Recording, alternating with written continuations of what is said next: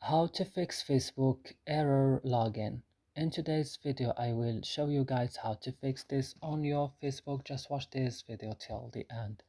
So first guys, you have to go and open the settings of your phone, then go directly and open apps option. Here on apps option, you have to search here for Facebook.